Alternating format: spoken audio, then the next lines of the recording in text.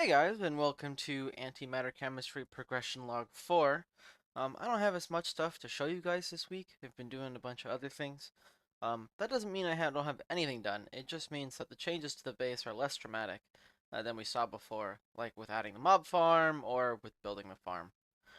So I guess we'll first start off over here, where some of the most drastic changes are, in the grand scheme of things, of course. Where the original mob farm was going to go, we now have some more machine shacks, I guess we can say. I started setting up some applied energistic stuff. I need to set up a few more processors like calculation, speculation, and massively parallel ones. Calculation for sure. I just forgot to get around to it. Even though I set this up before I had Certus Quartz on passive, and we do have that on passive now. So I didn't have that set up, but now I do. So now I can. There's a few more things I have to set up over here for in order to be done, but we're getting pretty close to that. I also set up a bunch of compactors to make a bunch of gears. This was exceptionally expensive, and I forgot to downgrade these drawers, so whoops. It ate like 2,000 of each ingot for these things. I did remember to downgrade it for the Electrum gears, but we probably won't be making too many more gears other than that. I also started building a dye factory. We have lime, gray, rose red from beetroots, and then I'm not exactly sure what's going to go in that last one. I've kind of gone, probably light blue, actually. That seems like the most useful dye that we can craft that's useful for dissolving. Like, pink, for example, is just a random arbitrary one, is arsenic, and we can get arsenic from nuclear craft. Purple is, potassium, manganese, oxygen. We don't need any of that. Cyan is copper and chloride. We don't need any of that either. Magnesium sulfate is also worthless. Gray dye is actually where we're going to get barium. We use barium in making nether quartz.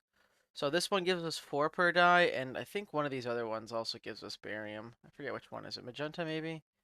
Yeah, so the thing is, though, with Han Purple is we don't really need anything else from it. So I was just going to do, like, we don't need to do another die for barium, effectively, since everything else in this is kind of worthless. We get it from other sources and way more. The only one that's left that's actually useful would probably be light blue dye, as we get antimony and cobalt from it. Cobalt we can actually get as well from breaking down prismarine shards, which we can actually just make with DML. Well, I guess it's DME now, but still DML. We're not there yet though, so I'll still have to set up DML, and I don't know if once I start dissolving dyes, I might just really not set it up. We'll have to see how I deal with that. I don't know. That's a later me problem. I'm gonna be real chief. Um, yeah, so that's kind of it for over here. I do have room for one more shack, for one more machine wall stuff. One thing is, you guys will notice that I have like 4x4 drawers over here, and then I have a few 4x4s and 1x1 drawers. The reason why I'm doing that is because with all of these 4x4 drawers, it's less about having enough space for machines and having enough space for all the interfaces. This version of Applied Energistics doesn't come with extended interfaces, so this is all we've got in terms of items we can pull from a single interface. And if we have a if we have an absolute boatload of machines over here, we're going to be having a lot of interfaces. So while this would allow us to put a ton of machines right next to each other in a single shack, um, I'm not exactly sure if we'll have the room for all the interfaces to feed all those machines, as well as, I guess, power requirements, and also that I kind of want to keep machines more or less separate. You know, over here we're going to have compactors that'll make various types of gears and plates, as well as doing any crafting that'll be needed for all these various metals. This is going to be like a big metal work shack that's not alloy foundry. Over here was going to be for like stuff that will dissolve into various components, so like does it like dyes, for instance. Maybe a few other things as well. We'll have to see. This will be applied in logistics, and I'll probably set up destruction cores and stuff over here. We use those for interfaces a lot. Um, like interfaces use formation and annihilation cores, which once we have all this, we have nether quartz on, well, once we get gray dye dissolving, we'll have nether quartz on passive. We have fluix dust on passive since that comes from fluix crystals, so once we have nether quartz again, that's infinite stuff. So we can put these on passive, and that'll save me some time too. Going back over here now to the next to where the mob farm was, this is sort of a work in progress. This is what I'm planning to do here is sort of a reservoir, big lake kind of thing, and then have all the individual dissolving towers uh, to be over it. You guys probably heard that. I'm sorry. um, but yeah, so this is going to be like a boardwalk kind of area with dissolving towers and stuff, and it's going to be floating over the water. I want this to be a pretty deep lake, but I'm still not exactly sold on the way it's shaped. I'm going to round it out a little bit more. I think this area over here is a little bit too flat. I don't want it to push too far over here as well in this direction, as I'm not exactly sure how I want to deal with adding like another river over here. I'm pretty sure I want to add another river, but that being said though, the way this like rocky area has grown on me, it's I really like it. I also added some more vines and stuff to make it more overgrown, and I really like the look of that. I think it's turning out really, really well, and I'm pretty happy with it. So I'm not exactly sure if it's worth me spending a bunch of time to come in here and bulldoze some trees and then bulldoze tear a bunch of stuff out, only to figure out 4 hours later that I hate it and I have to go put it all back. So I might not build another river, but I might do more of these like patchwork like lakes. I'll just like scatter them like hex, like I guess like sell it off, divide it up, I guess, all the way out here, and then we'll have the lake over here. I'm not exactly sure what I'm gonna put in the lake itself, as it's quite large. Uh, I know it's gonna be fairly deep. It's gonna be as deep as I can make it at the very least. That being said, though, I can't make it particularly deep because we only have about 8 or so blocks worth of, or 10 or so blocks worth of, including the surface. We have one set of antimatter. We have 4 layers of light gray, and then another 4 layers of white underneath that, and then it's bedrock. So we don't really have a lot of height to play with until we get to the draconic staff of power, and that can break bedrock. So that's kind of a very, very far away from being able to do that. So I'm not exactly sure what I'm going to be putting down there since it won't be that deep in the grand scheme of things. And then coming over here, the reason I haven't done any deco work over here. Mostly because I'm not exactly sure what I want to do with this area at all. I don't really have any specific inspiration like I did with the first shack area and the stoneworks as well as the farm. I'm not reason why I'm not particularly sure about that is I'm not sure whether I want this half of the base to be uh, if I want to divide the base into two halves and one is more organic and flatter and the other side is more rocky. So I'm not exactly sure if I want to make this area more rocky or maybe do something that's like wetlands and leave rocky for this corner only. Like I said, I'm really not exactly sure what I'm going to be doing over here. And part of the problem why I hadn't touched it yet is I wasn't exactly sure where I was going to put the dissolving towers to begin with. And then I thought about maybe wanting to put them over here somewhere. And then I was like, well, yeah, I don't really want to build more shacks.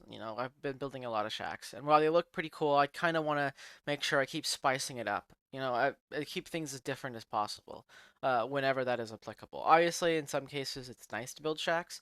I don't have any shacks on this side of the base either, so having some, I think is really nice. It really brings the base together. But over here, we don't really have that kind of style, I think. The kind of like flat area where you would think about putting like, tropical uh shacks, right? It's very rocky, very heavy terrain. So, and if I build this reservoir out of here, I was also thinking about punching underneath this bridge, or I guess this wall and turning it into more of a bridge, and then connecting this water source on this side to the reservoir on the other. And it would be like one large reservoir. So this would be quote unquote the bottom of the water table if we're looking at the base as a whole, as the water level in here is 1 block lower than the water level in the rest of the rest of the base. As it flows down, and then this is one higher as well. So this would be sort of like the bottom of the water table when it comes to the base, which means one of my original ideas, what I would put into the larger reservoir after I rounded out is that I have lots of extra room, and I was thinking at first maybe to put a massive geyser like I do for the other lakes and source, like the quote unquote source lakes. But then I realized that this is the bottom of this is where all the water would quote unquote flow to, assuming we had real flow. and it wouldn't make any sense to put a geyser down there. So I'm not exactly sure what I would be doing with it. And one of the reasons why I didn't really actually start digging it out was because I didn't feel particularly like, wow, this looks really great. I want to do this right now. I know I want to do this concept, but I'm not exactly sure in the execution yet. So I kind of dug out all the white concrete so we got a better contrast on the map so we can take a look at the shape maybe and if I feel like I like that. And that's how I kind of figured out how I want to round this out a little bit more over here. As for this over here, I don't really want to. I think this is fine, and I'm not exactly sure how far I want to push this. I might try and drag this out over here a little bit, and then we can do with these cells and stuff and fill this in with a forest, maybe. That could look pretty cool. Um, I do need to move the portals somewhere else, though, before I really start pushing over here. We've actually officially destroyed the rest of where the old base was, besides the portals themselves. Where this 4-pack spot here is pretty much where I actually had to break up and dismantle the old cactus farm as well. We made old ethane and stuff as well for all that good stuff for the initial like crappy stoneworks. So it's been officially destroyed. There's nothing left. There might be some blocks over here left underneath. Ah. Uh-oh. I just dumped my sword in there. Come back. Yeah, we have like the initial farm over here as well as some grass blocks in here, and that's pretty much all that's left of the initial base. Everything else has been dismantled. But yeah, we've got a lot of stuff in here. I also need to set up somewhere.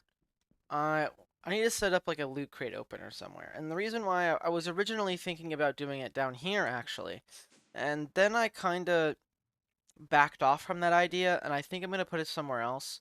Uh, Partially because I have loot crates in the rest of the system, in like the main computer, and if loot crates are being opened here, then they won't be pulled from mainnet. That being said, though, there are some solutions I've thought about that. Is right now the way all the subnets work is they are extract only, so mainnet can only pull from them, they can't put into them.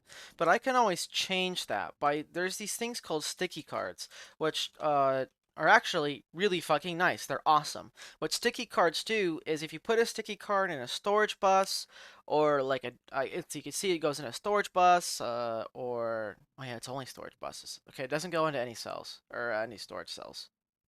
Oh, it does. Never mind, I'm stupid.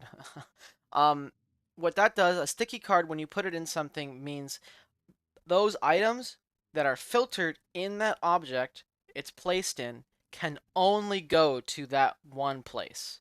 It only puts them there.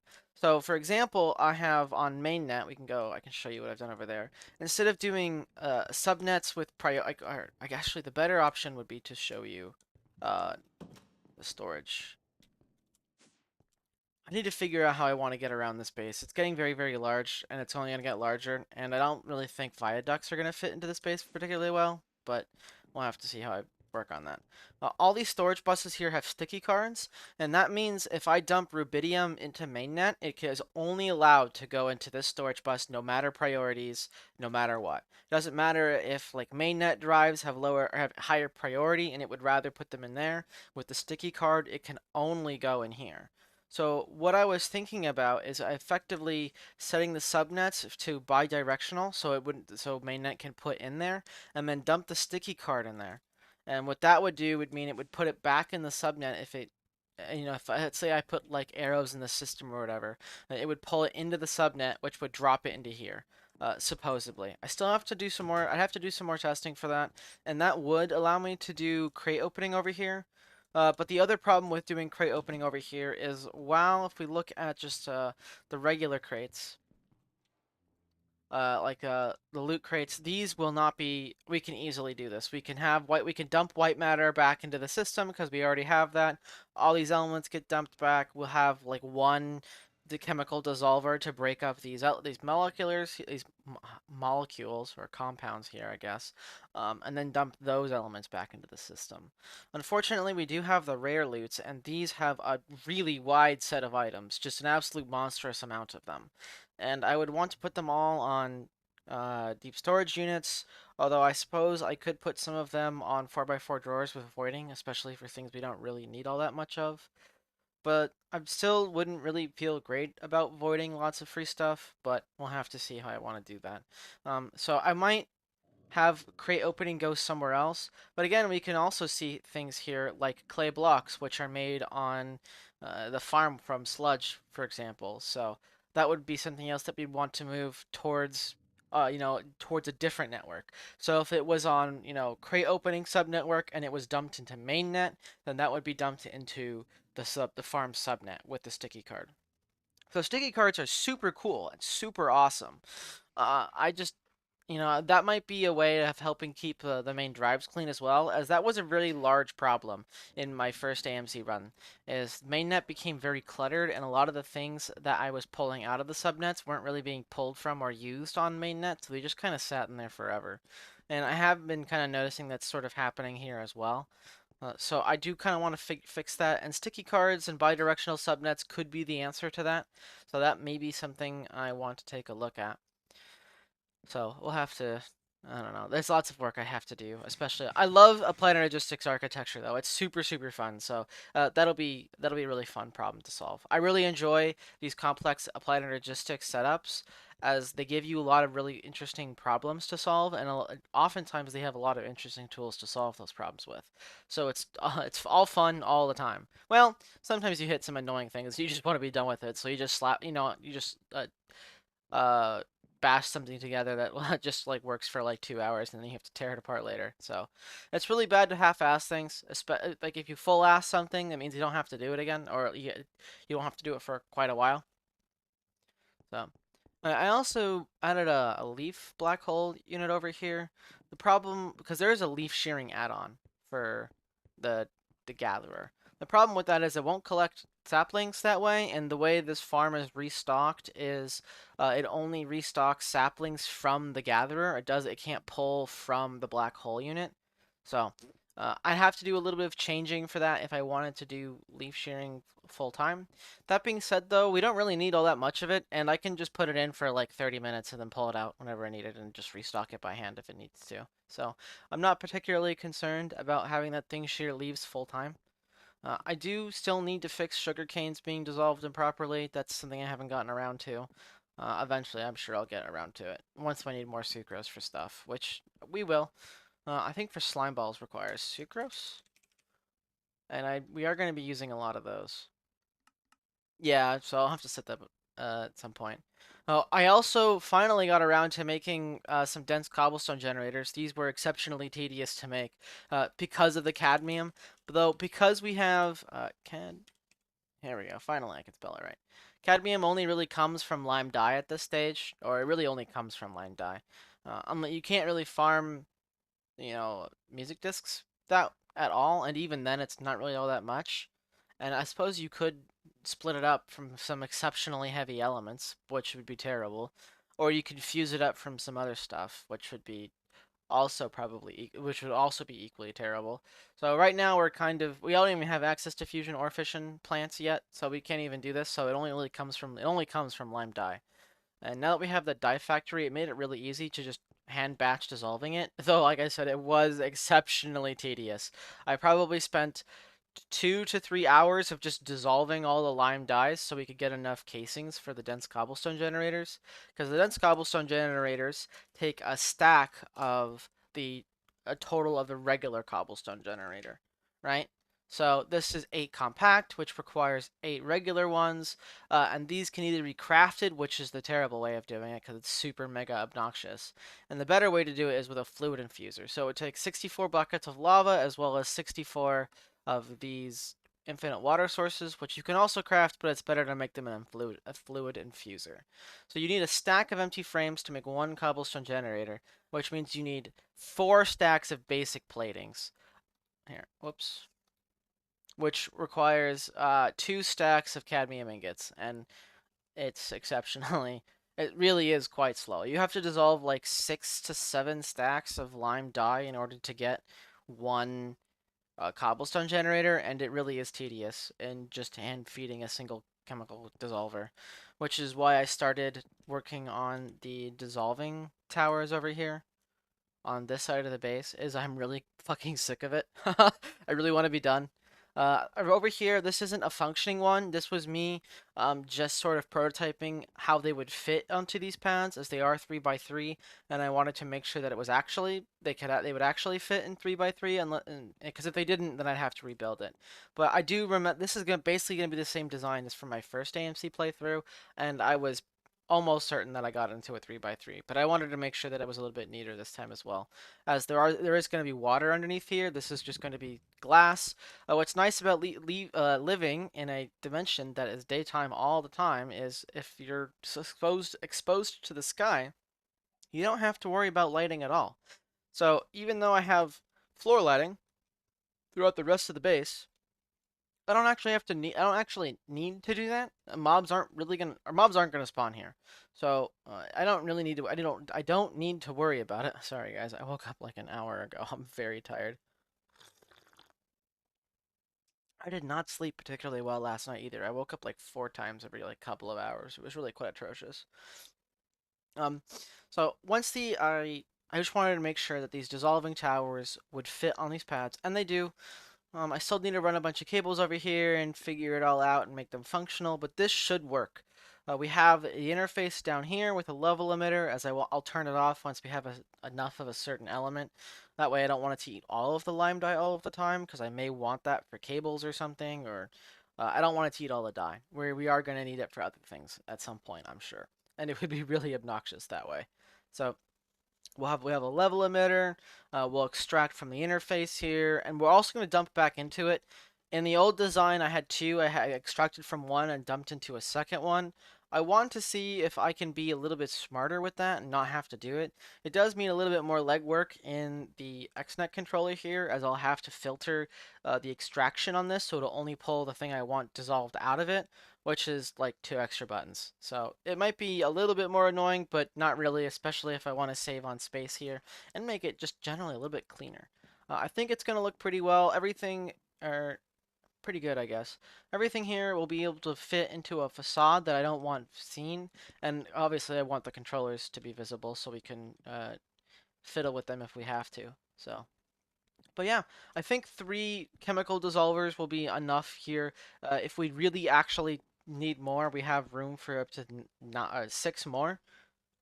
I guess 8 too if we want to go above the controller, but I'm not exactly sure if I'd want to do that. So we have plenty of room, so I'm not really concerned about bandwidth on this, especially since chemical dissolvers are exceptionally fast, and they're running all the time. So uh, yeah, I'm sure it'll be fine. So yeah, I'm really hoping to get this done soon. I really don't want to have to do any more hand dissolving. It really is fucking obnoxious. It's really quite terrible. Uh, but this is still going to be a very big project, and like I said before, I'm still not entirely sold on this reservoir idea. I think it'll look really, really cool if I pull it off right, but I think it'll look mega lame if I don't. So that's kind of why I'm hesitating, which is a little bit of a problem. At a certain point, I'm just going to have to commit to something, whether that means filling it in and just going regular shacks, which I really don't want to do, because I think the dissolver towers look super cool. At least they did in AMC, my first playthrough. So, I know I want to do the dissolver shacks or the dissolver towers again. I just need to figure out how I want to implement them. So, that's going to be a question I'm going to have to answer and then commit to, because I think this is probably the next big project of the base. I think this is probably the most significant bottleneck in going into deeper into various production, into more advanced production lines as progressing throughout the pack, is setting up a very good dissolver tower setup.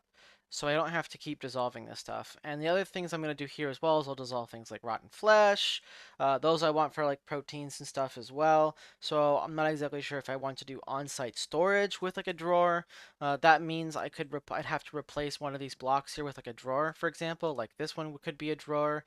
That means I'd have to run a connector over there and then run a storage bus there, which would be fine. So it wouldn't really be too terrible.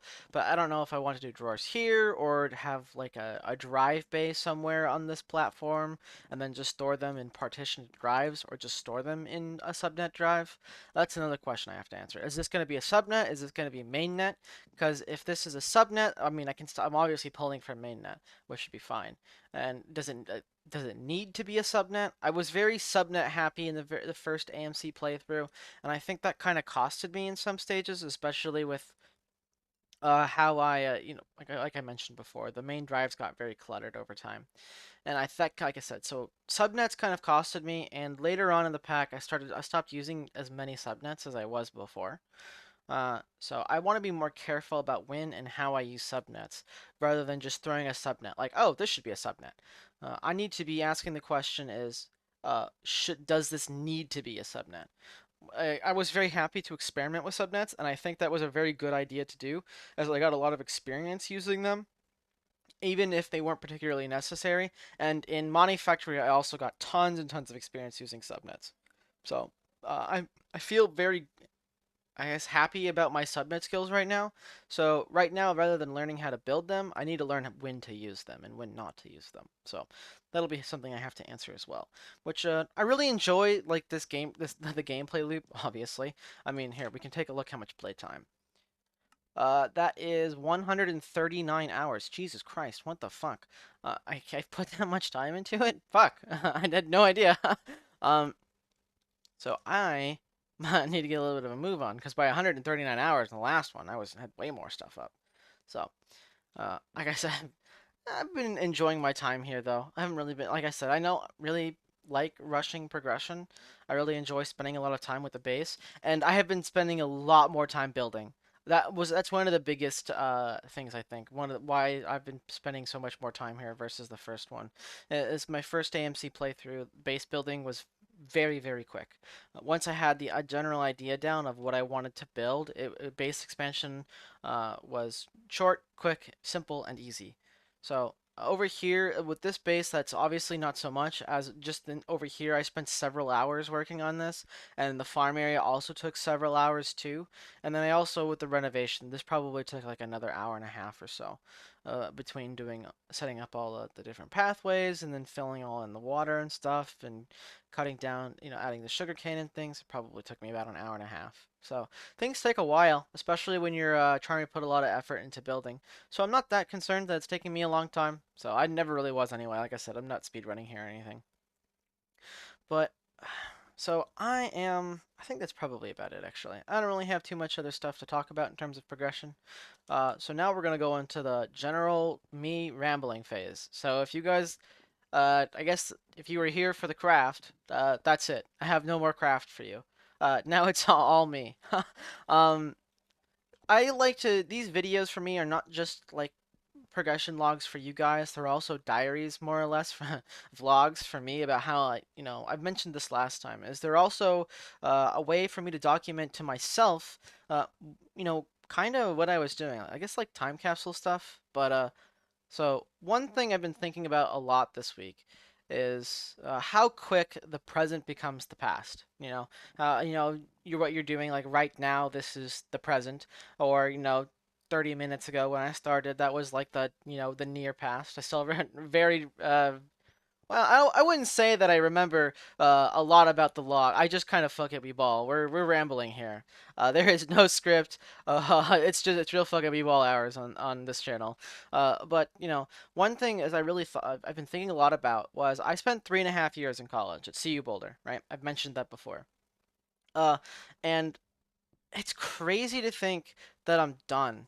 Like, the other thing is, like, it doesn't really take that long either for the present to fade into the distant past. Like, I graduated like 6-ish months ago at this stage, 5-ish months ago. Well, yeah, I guess it's like 5.5 now or so. And I still remember, walking across the stage, grabbing my degree, shaking hands, waving to my family as, I walked out or whatever and stuff.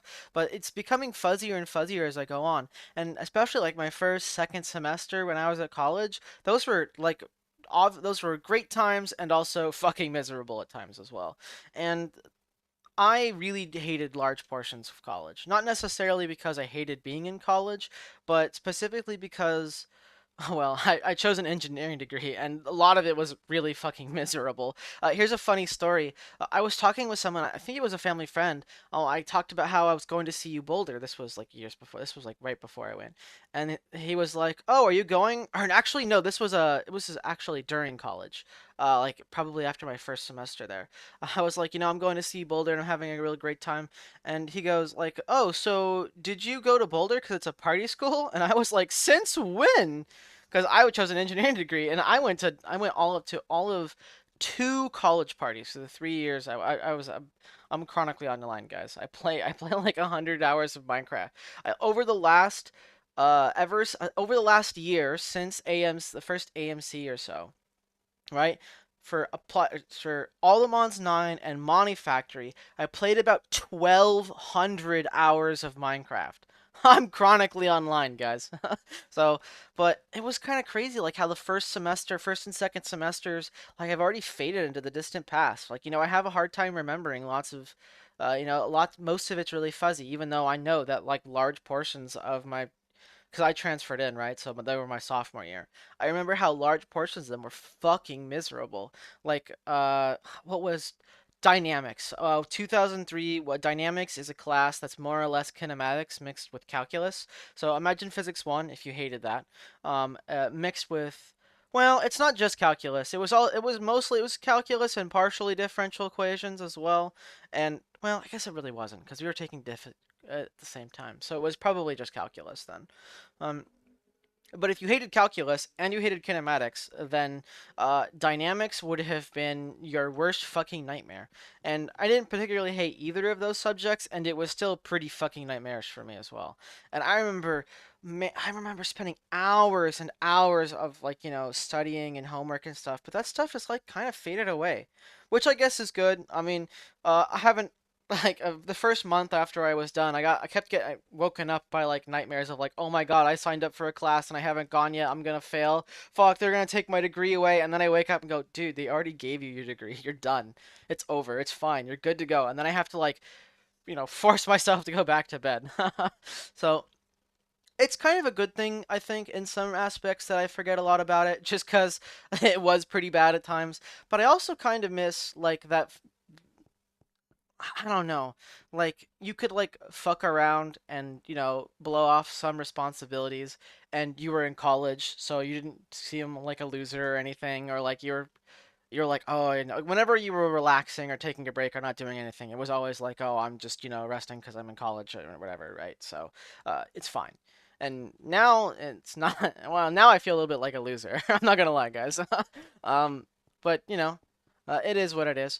But man, I really enjoyed lots of parts of college as well. It was a very mixed bag for me. There was parts of it that I really hated, and there were parts of it that I really liked. And I know I've mentioned this before, and I think that's gonna stick with me forever.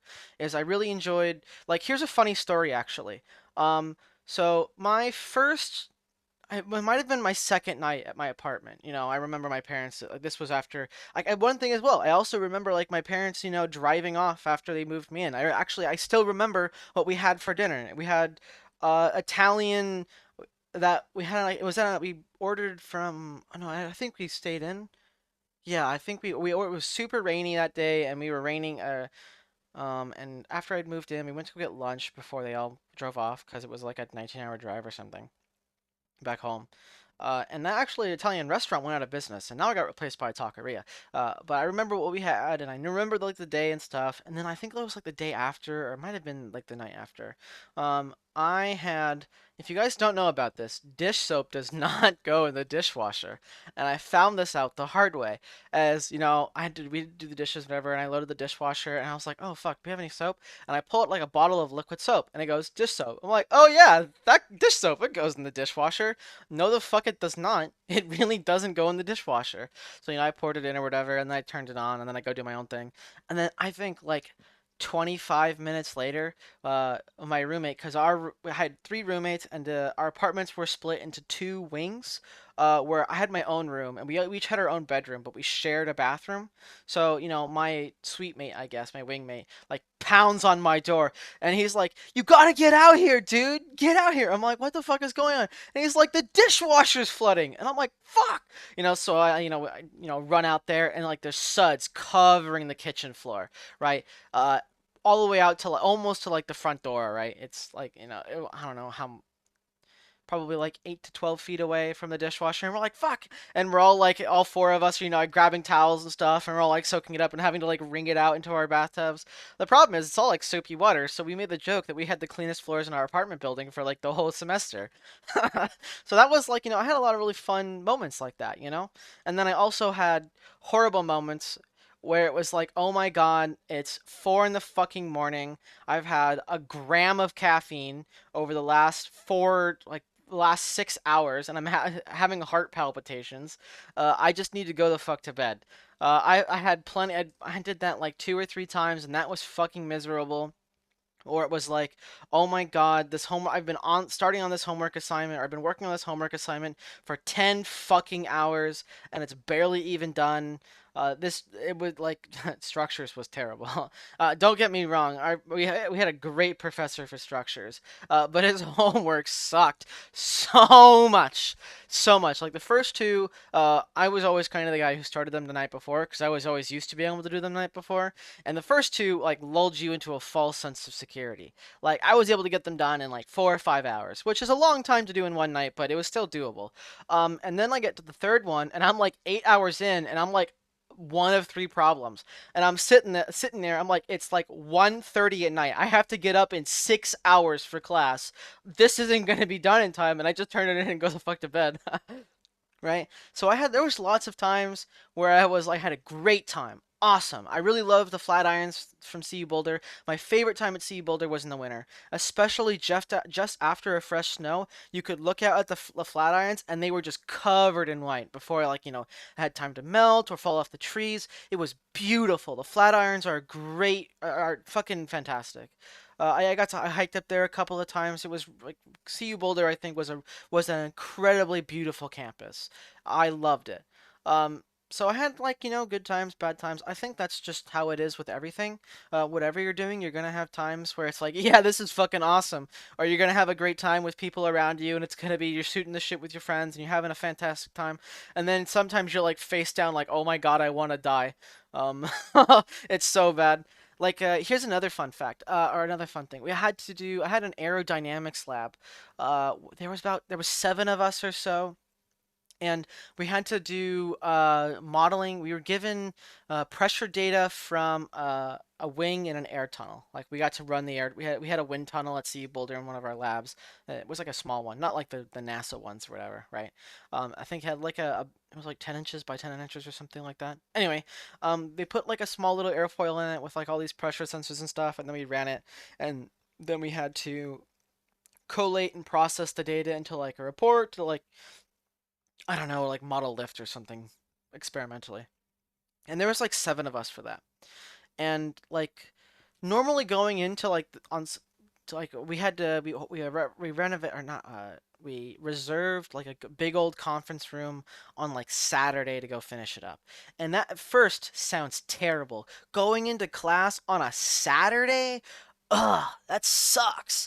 And it actually was a lot of fun because we got a really big conference room, like one of those like big old executive tables with like has like 10 chairs and like on either side, and we're all like sitting in there, and I sit on the head of the table and I spin around and I'm like, so you might all be wondering what I've brought you here today. I mean, everyone's like having a great time. And then we're getting like 4 or 5 hours in, and we're still having it. We're like normally by that time you'd be exhausted and you just want to go home, but we were all like pretty close. We were all friends, I would say, like friendly colleagues at the very least. I mean, you're having a great time, and we're like, man, I'm fucking hungry. And I'm like, yeah, I'm hungry too. We've been here for a while, and we're like, you know what? Let's fucking order pizza. And we had pizza delivered. We had two 24-inch pizzas delivered, and we like carried them in or whatever. And then we had like a 30, 40 minute pizza break or whatever. And we like, it was one of us. I think it was me. I'm like, we hold up a slice of pizza, and we're all like, what do you guys think the aerodynamics is of a slice of pizza? And then we like think about that for like 20 minutes. It's all we could talk about. It was I think probably one of my favorite moments of quote unquote work I had at CU Boulder. I really really enjoyed that. That was a lot of fun. Um, A lot of those guys were super cool and way smarter than I was. My thing was I was doing data processing, in that I was like my job was to load in data and figure out a way to make sure it was in a readable table effectively. And I enjoyed that too. I mean, it's great. MATLAB is actually sometimes a lot of fun and a pain in the ass to work with. Yeah. Yeah, I'm definitely gonna miss CU Boulder. Parts of me still wants to go back, even though I still definitely remember my last semester, like looking at like my foundations of propulsion homework, looking at this and going, man, I'm gonna be done in 4 weeks. I just want to be fucking done with this, dude. Like it was super hard to study for me. It was super hard to do like real work. I had like two easy A classes, or let's see, I had that class, that class. It might have been only three. I thought I had. No, I was gonna have four, and I dropped that one because I didn't need it. I was. Yeah, okay. So I think I only had three by the end. But still, that Foundations of Propulsion was a really hard class. It's sort of because it's your last like quote unquote like major class required for your degree. It's kind of just an auto pass. No matter how bad you do, they just kind of give you a passing score. Really, you only need a D. You only need a D in the class to get your degree, because you only need a C or above for prerequisites or for prereq classes, so you can go to the next one. Like for example, dynamics was a prerequisite for controls and attitude dynamics, and in that you needed at least a C in 2003 or dynamics. Sorry, I'm calling them the class codes. At least the old class codes. They changed the curriculum like three times since I was there. That was really quite annoying. But I've been like talking for like 20 minutes on something that's not even related to Minecraft, and that's pretty much all I have for this week. So I'll probably just go ahead and stop here. But I hope you guys have had a good week. Mine's been exceptionally well. I've been having a lot of fun with my unrelated other creative project. Maybe I'll talk about that in more detail at another point. It's not video game related or even Minecraft related. So we'll have to. I've been spending a lot of time on that. Uh, well, actually, just last night we defended Super Earth, so that was cool. As well as Doom Dark Ages. I haven't been playing that this week, but I should. As well as Elden Ring Night Rain came out, and that's a lot of fun if I'm absolute dog ass at it. So that's gonna eat up more time. So my week's been pretty good. I've been doing pretty well. So I hope you guys have had a good week, and I hope you guys have a good upcoming week, and I will see you all again next week.